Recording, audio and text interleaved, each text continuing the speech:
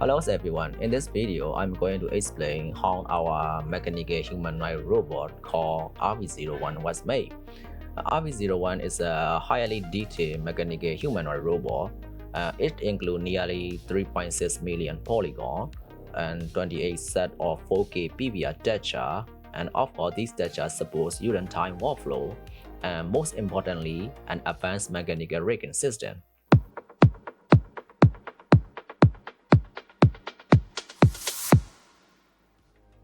In this model, we don't use any ball joint. Instead, most of the connection joints are designed with universal joint system in order to get a more realistic mechanical movement.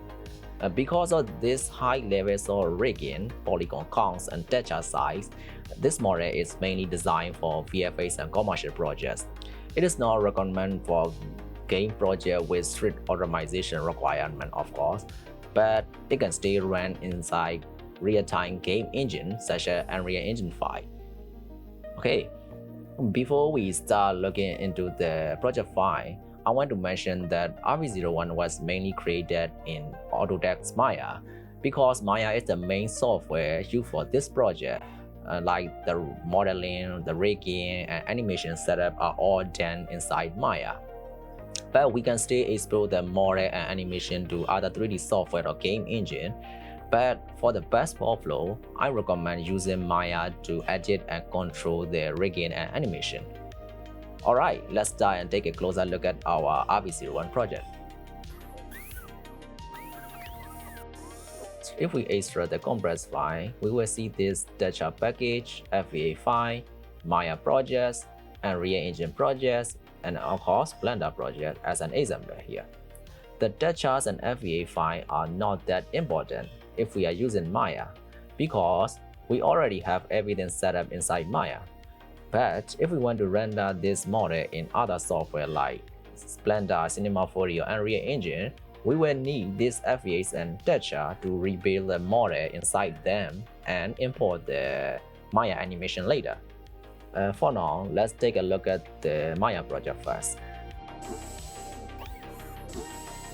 Before we go to the scene, I want to show you that all of the necessary texture built for this model are stored inside source image, 3D painted texture, and here. These are the necessary texture used to build for our RV01 model. By putting this folder in here, Maya can easily track the file path whenever we move the project folder to another computer. In this way, we won't have any missing texture problem when we open the scenes. Okay. Now let's go back to the scenes folder and open it. In the scenes folder, we will see multiple Maya files here, but among them, RV01 main model file is the most important one here. I will explain the other file later, but for now, let's open the main model file and take a look at our Maya project. Since we put the textures in the source image folder, the textures of our RV01 should load up correctly as soon as we open the scenes. In case if you don't see the UDIM texture in the viewport, we can go to the renderer, viewport 2.0 option and click this generate all UV time preview. And this will load up the texture into the viewport. Since we are using high resolution texture, the loading time will depend on your headed or SSD speed where your project is located. For me, it took me around 30 to 45 seconds to load all the UDIM time preview into the viewport. Okay, let's talk about the model first. As I mentioned earlier, RV01 includes nearly 3.2 million polygons.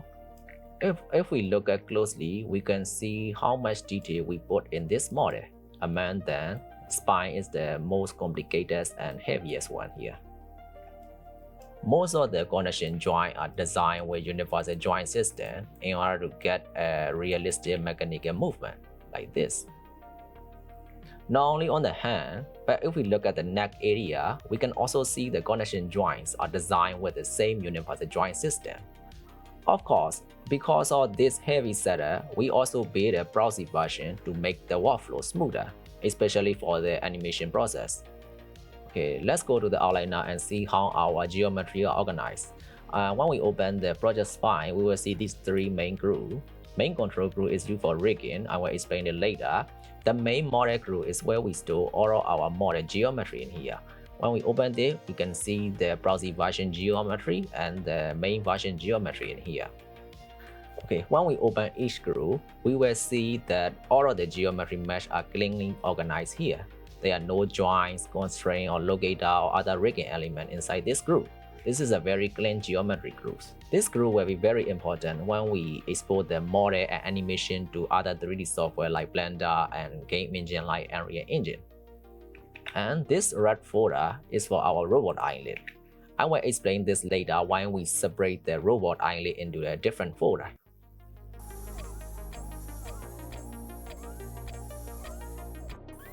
Okay, let's talk about the rigging controls of our model. Even though our robot is very complex and advanced rigging system, it has a simple control like normal human characteristics that we usually use in animation process. As you can see, the controls are very clean and simple.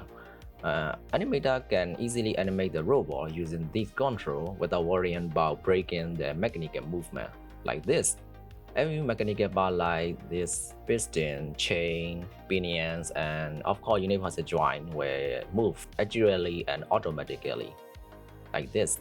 Both arms and legs have I gate and F gate control system. There is no separate I gate and F gate control switch here, but you can easily switch between I gate and F gate from corresponding control. What I mean is, as you can see, there's an I gate and F gate attribute in hand, elbow, shoulder, and even in clavicle control. Yeah. This allows you to switch from I key to F key easily without searching for a separate control. So this same method also available in the leg. Now even in leg, we also have the I key and F key system in finger, like this. Another interesting feature for our I key foot control is a foot roll system. This is an advanced foot roll control that animator usually love to work with. As you can see, the foot roll control rotation control our robot foot roll movement, like this. If we rotate forward, our robot foot roll will rotate like this. If we rotate backward, our robot heel will rotate backward. And if we rotate sideways, it will rotate like this and it will rotate like this. It also has an attribute called weight, which allows you to switch from the rotation influence from ball joints to the toe joints, like this.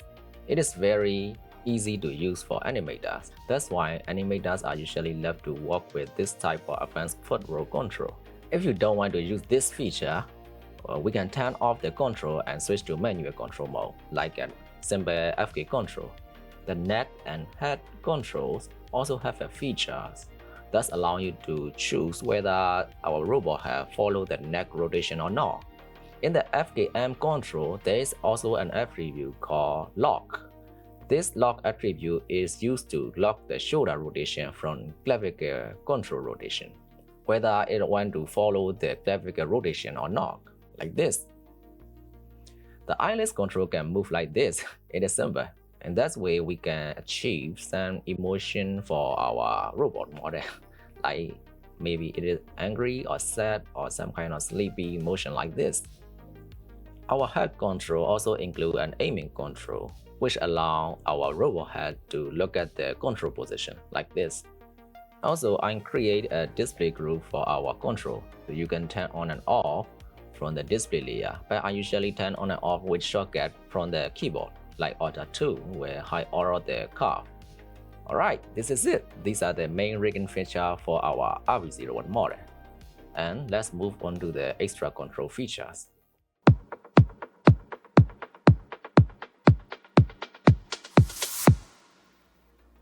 There is also an extra control for our robot model. Extra controls are hidden by default. If we want to see them, we can open from the display layer here. After we turn on the extra control layer, several blue controls with a shapeboard A will appear on different parts of our robot model, like that. The purpose of this extra control is to give us the option to move the specific mechanical part automatically or manually. What I mean is, when we move the elbow, the chain beside it will rotate automatically based on the elbow movement, like this. Now even on the elbow, if we move the hand wrist, for example, the magnetic bar from the behind will rotate automatically based on our wrist movement, like this. By default, all of the extra control are in auto mode. Every auto control has a feature called speeds. These control the rotation speed based on the movement of its parent control. For example, if I increase the speed, the chain will rotate faster based on the elbow movement. If I lower the speed, the chain will rotate slower based on the elbow movement. This same principle applies to all of the auto control in here. Of course, all of the auto control can be changed to a manual mode. After we change to the manual mode, it will start the automatic movement and the animator can now control the specific part manually. For example, if we want to animate this chain, like the robot is jamming or jiggling, the animator can make this kind of jiggling movement, like the machine is jamming or some kind of error in here. Okay, that's it. These are the features of our extra control for our robot mode.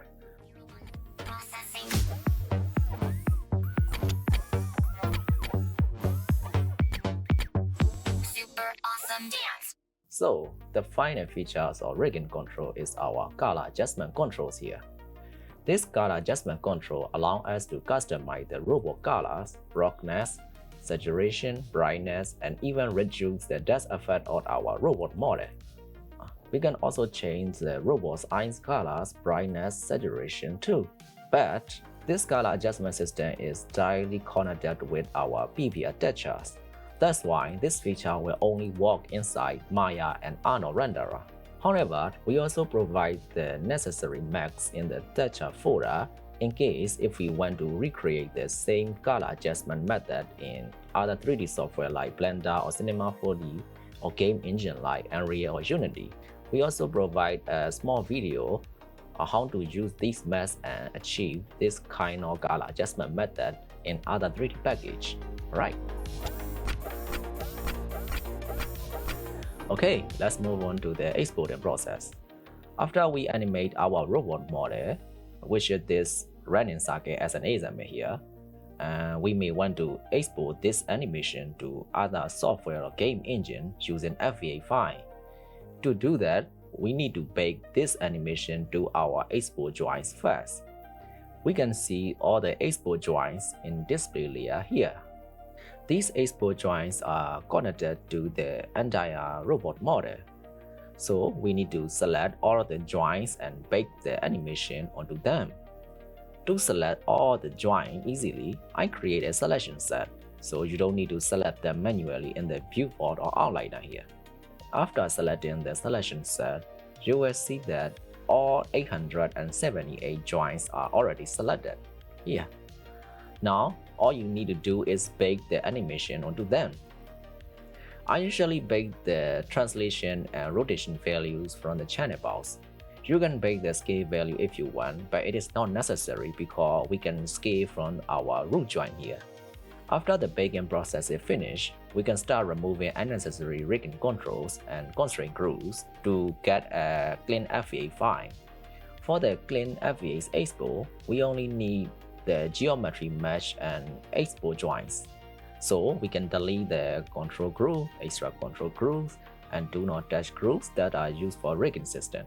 But if we want to render inside Maya, we might want to keep the color adjustment control, so we can still adjust the robot color before rendering. But for exporting to other software or game engine, this color adjustment control is useless. We can delete it. Another easy way is we can only select geometry groove and export joints and extract it out.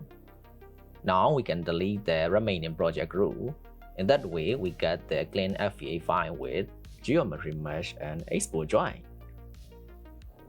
So let's try to export an FEA file and test it on other 3D software like Blender and Unreal Engine.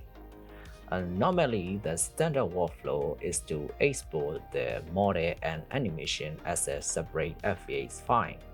This workflow works perfectly in Unreal Engine and other 3D software like Cinema 4D and Houdini, because we only need to import the character once. After that, we can import as many animation FEA files as we want using this same skeleton. But for the Blender, we need to export both geometry and animated joints in a single FVX file because the Blender FVX importer doesn't override the existing character skeleton. This problem can be fixed with some Blender plugins, of course, but for this demonstration, we will export both geometry mesh and animation for Blender, but we will use the industry standard workflow for Unreal Engine. Okay, let's do this. Now we got animation only FVX and combined FVX for Blender, and this is the character only FVX that we provided in the package. So we can revamp this character only FVX with the animation only FVX in Unreal Engine. Before we test our exported FVX files, let's go back to the project package first. You might notice that we already provide Unreal Engines and Blender projects for RV01. This means we already rebuilt the RV01 textures and all the necessary material inside Unreal Engines and Blender. These projects are ready and waiting for the animation that we exported from Maya, so we don't need to worry about rebuilding the textures or material inside this software. We also provide demonstration video of how we rebuild the textures and material inside Unreal Engines and Blender using these PBR textures. Okay, let's go to the Unreal Engine first. Since the Unreal Engine project already has the models and textures prepared, all we need to do is drag and drop this exported animation FVX from Maya and test the animation in here. It's easy. Since Blender FVX importer do not override the character only FVX, we only prepare material in the project. Now, all we need to do is import the combined FVX that is prepared for Blender and replace the imported material with the existing material in the Blender project. And that's it. Our animation is now ready to use in both Unreal Engines and Blender. Awesome.